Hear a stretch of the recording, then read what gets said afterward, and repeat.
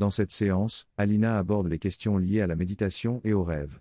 Un participant, Baiva, exprime sa difficulté à ressentir quelque chose au-dessus de sa tête et à éprouver de la paix, de la lumière ou de l'amour. Alina explique que cela peut être dû au fait de ne pas trouver cela utile ou précieux et encourage Baiva à se concentrer sur cette sensation de vide au-dessus de sa tête. Elle recommande de rester concentré sur ce vide, de l'apprécier et de le laisser s'intensifier. Ensuite, elle suggère d'inviter cette densité ou intensité à se fixer au sommet de la tête et de l'accepter progressivement en soi. Elle explique également qu'il peut y avoir des variations dans la façon dont chacun perçoit cette expérience et que peu importe comment Baiva l'appelle, blankness, paix, etc., l'important est de l'accepter et de le laisser se développer. Le début de quelque chose est une expérience qui se révèle progressivement. Il s'agit de concentrer son attention jusqu'aux pieds, tout en maintenant une conscience de la présence ou du vide intérieur.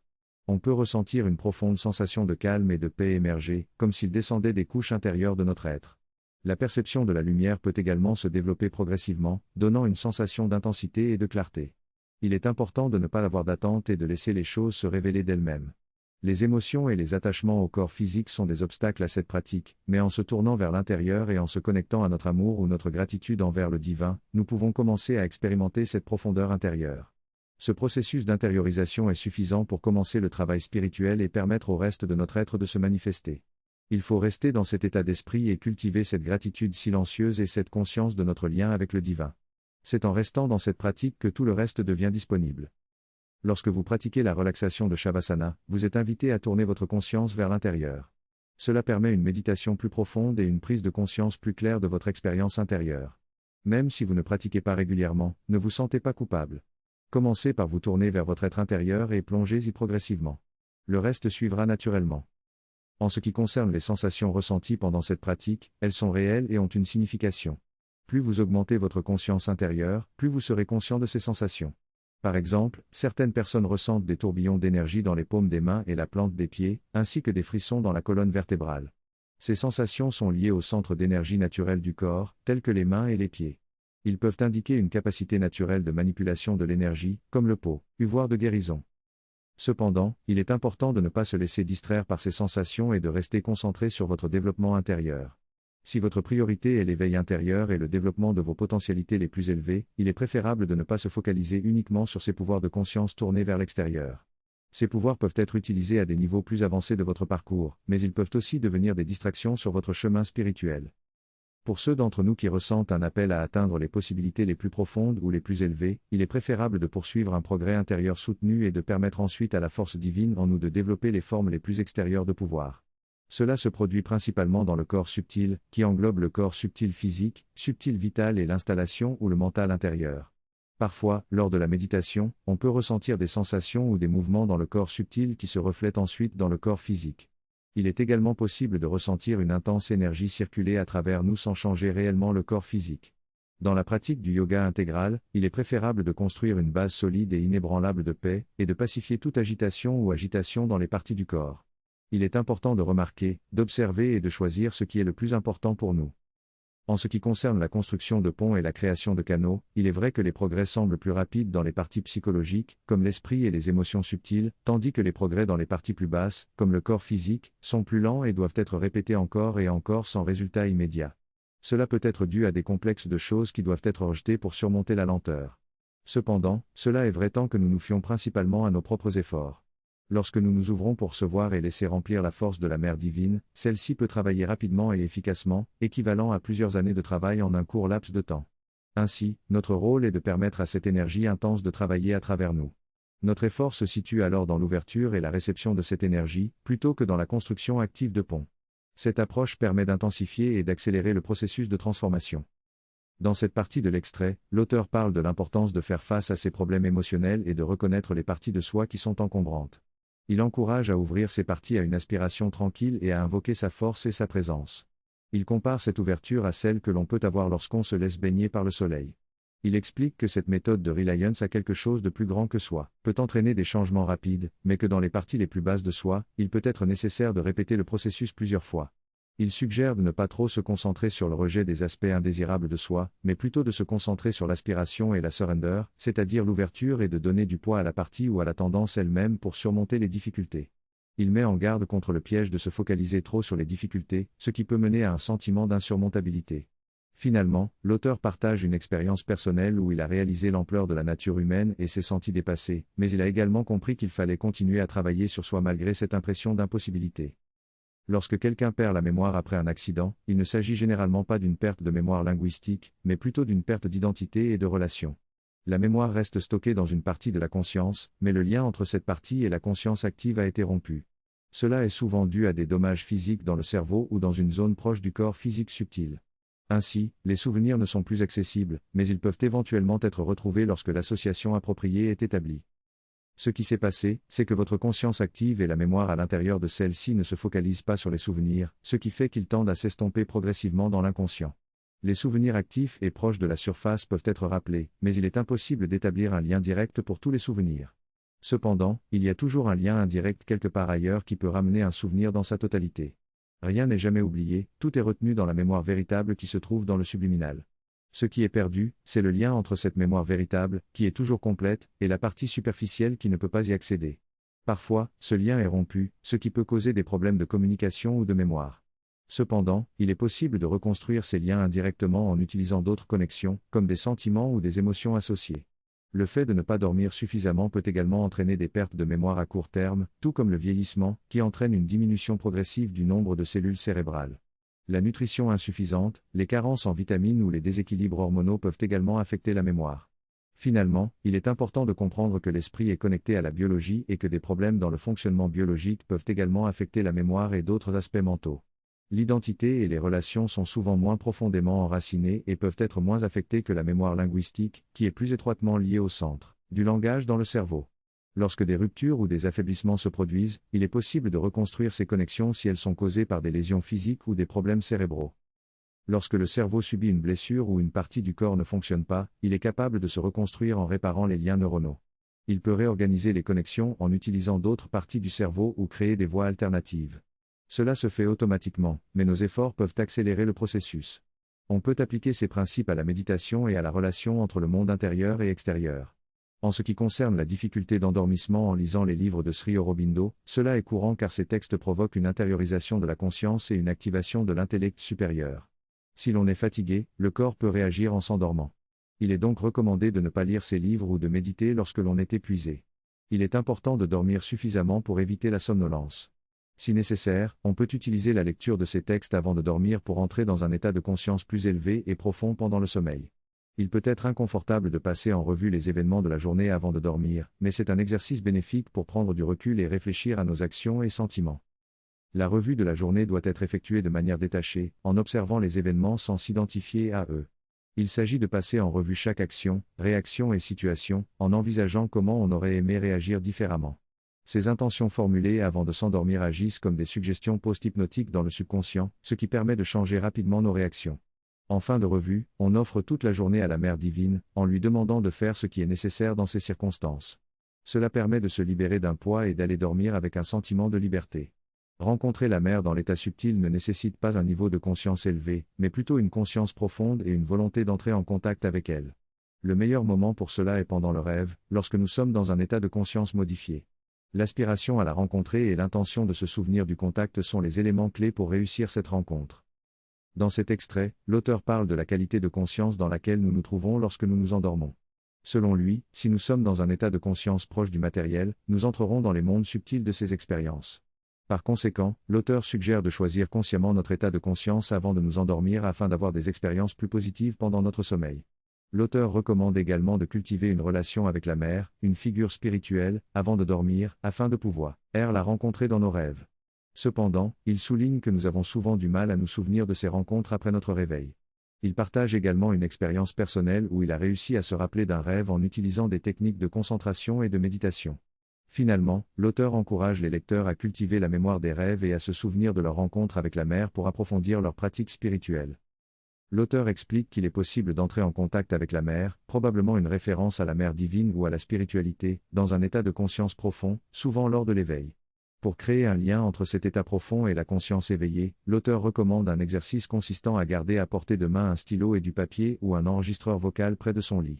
En allant dormir avec l'intention de rencontrer la mère dans un état profond, on peut se souvenir de certains rêves significatifs au réveil. Pour prolonger cet état intermédiaire entre le rêve et l'éveil, il est conseillé de ne pas bouger immédiatement après s'être réveillé. En se concentrant sur le dernier rêve, en essayant de se rappeler les détails et en les notant, on peut progressivement développer la capacité à se souvenir de ses rêves de manière plus détaillée. Cette pratique permet également de développer une continuité de la mémoire tout au long de la nuit. Ces souvenirs sont enregistrés à un niveau de conscience plus profond, ce qui facilite également la pratique spirituelle et permet de relier les différents états intérieurs et supérieurs de conscience. L'auteur souligne que cette capacité de lien entre les différents états de conscience peut prendre du temps à se développer, mais qu'elle peut être très utile dans la vie spirituelle. En ce qui concerne les moments de vie inoubliables, l'auteur explique que ces souvenirs sont enregistrés à un niveau de conscience plus élevé et qu'il est possible de revivre ces moments positifs en se concentrant sur eux avec intention. Ces souvenirs peuvent être comparés à des photographies ou à des images qui restent gravées dans notre mémoire.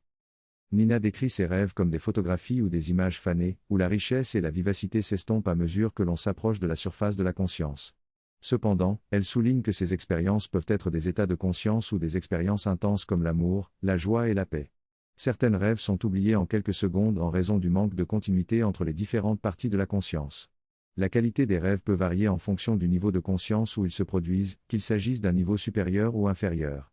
Certains rêves sont plus facilement rappelés car ils se produisent dans la partie subtile du physique, où il y a encore une certaine connexion avec le monde des formes. Les rêves peuvent aussi se produire dans le plan mental, où la qualité est plus abstraite et basée sur des idées ou des perceptions. Certains moments de la vie sont également oubliés, mais les expériences liées à des parties plus profondes et plus permanentes de nous-mêmes restent gravées dans notre mémoire, même si elles peuvent être positives ou négatives. Ces expériences sont rappelées avec calme, contrairement aux troubles de stress post-traumatique. Dans ces passages, il est mentionné que rencontrer la mère intérieurement dans les rêves est plus profond et complet que de la rencontrer dans une forme physique. Il est suggéré de s'immerger dans sa conscience pour combler ce fossé entre vous et elle. Cela peut être réalisé par une pratique méditative et en glissant intentionnellement dans un état de rêve tout en étant conscient de cette immersion. Cela peut permettre à une partie de vous de rester immergé même après avoir quitté le sommeil, ce qui peut être une expérience spirituellement précieuse. En ce qui concerne la connexion avec les fées ou les êtres de la nature, il est conseillé d'être conscient de ses propres rêves, de cultiver le silence et la concentration, et de devenir calme et paisible à un niveau émotionnel, afin de pouvoir entrer en contact avec leur réalité subtile. Les êtres de la nature sont très sensibles à nos pensées et émotions, et ils peuvent être rebutés par notre agitation ou notre intensité. En cultivant la tranquillité et la qualité d'être de ces êtres, il est possible d'établir une connexion avec eux au fil du temps. Si vous bougez soudainement, les êtres s'enfuient, donc pas de mouvement brusque, pas de pensée brusque, pas d'émotion brusque. Ils perçoivent même les émotions soudaines que votre corps ne manifeste pas physiquement. Vous devez donc être immobile et silencieux afin de gagner leur confiance. En étant très calme, vous pouvez graduellement établir un lien de confiance avec ces êtres et ils peuvent finalement prendre de vos mains. Pour cela, la clé est d'être aussi immobile et concentré que possible. Vous devez également être pur énergétiquement pour attirer ces êtres naturels. Une pratique peut être de ressentir la tranquillité de la conscience de l'arbre ou la pureté de la présence psychique dans la conscience de la fleur. En ce qui concerne les difficultés que nous traversons, il est effectivement possible que la grâce de la Mère divine soit présente derrière ces calamités, problèmes financiers ou de santé, mais il faut préciser qu'il existe deux types de grâce, une qui soutient tout de manière générale et une autre qui est une action spéciale de la Mère divine, non automatique mais qui intervient lorsque nécessaire. Cette grâce spéciale n'est pas garantie à chaque prière, c'est une action consciente qui peut se manifester selon la volonté de la Mère divine. La conscience de l'amour peut choisir de réagir de différentes manières, ou de ne pas réagir du tout, même sans que vous le demandiez. C'est là la liberté du divin, qui agit comme il le souhaite. Cependant, étant donné que le divin est amour, sa relation avec vous et avec toute chose est également une relation d'amour, en particulier avec la divine mère. Lorsque vous l'appelez, sa réponse est inévitable, car c'est ainsi que la mère agit. Même lorsque vous ne l'appelez pas, elle est là. Son amour peut vous soutenir de manière générale et intervenir occasionnellement si nécessaire. Lorsque vous l'appelez, elle intervient toujours, mais pas nécessairement de la manière que vous attendez. C'est un peu comme un enfant qui essaie de se lever, mais dont les muscles ne sont pas encore suffisamment développés.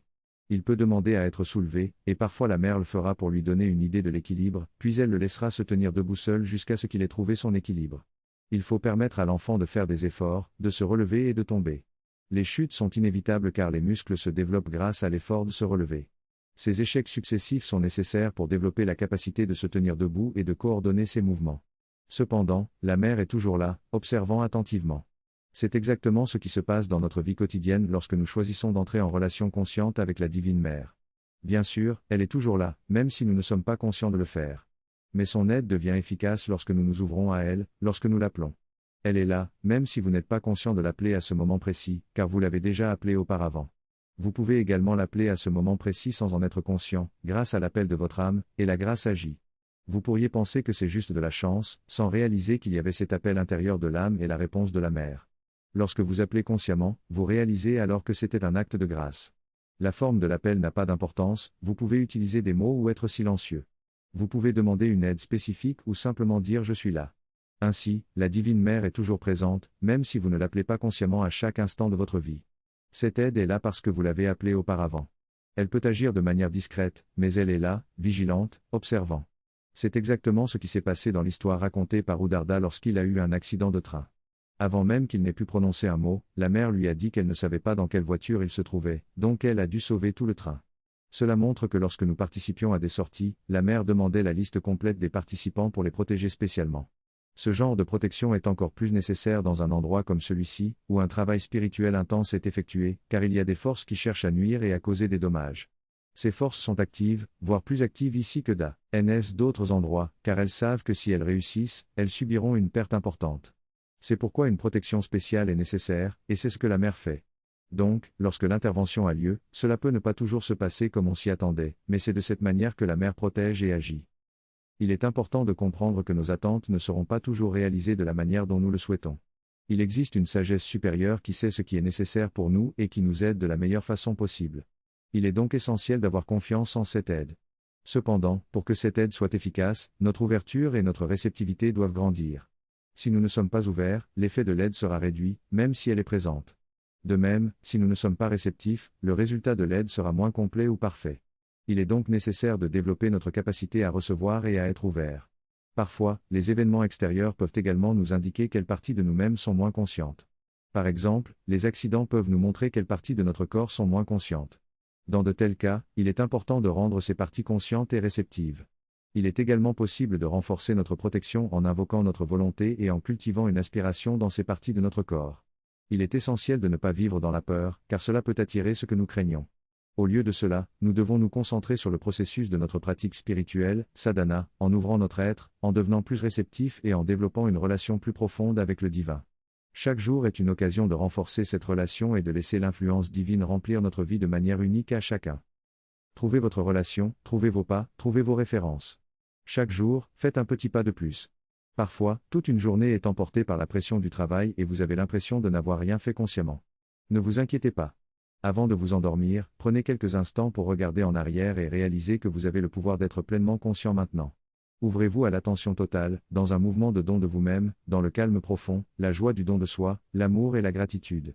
Accordez 10 minutes d'immersion intense dans sa présence et puis laissez-vous glisser dans le sommeil. Peu importe la durée, peu importe ce qui s'est passé pendant la journée, cela vous appartient ici et maintenant. Et cela peut être l'étape de la journée, votre pas conscient dans votre pratique spirituelle. Encore une fois, ce n'est pas la durée qui importe, mais la profondeur de l'immersion. Vous pouvez faire en 10 secondes ce qui pourrait prendre 10 ans ou 10 heures de la journée. Et vous auriez ainsi fait quelque chose de précieux pour cette journée, n'est-ce pas? Utilisez donc les 30 prochaines secondes pour vous concentrer collectivement dans le calme, l'aspiration, l'immersion, le don de soi, la gratitude et l'amour envers la Divine Mère. Namasté et merci à tous.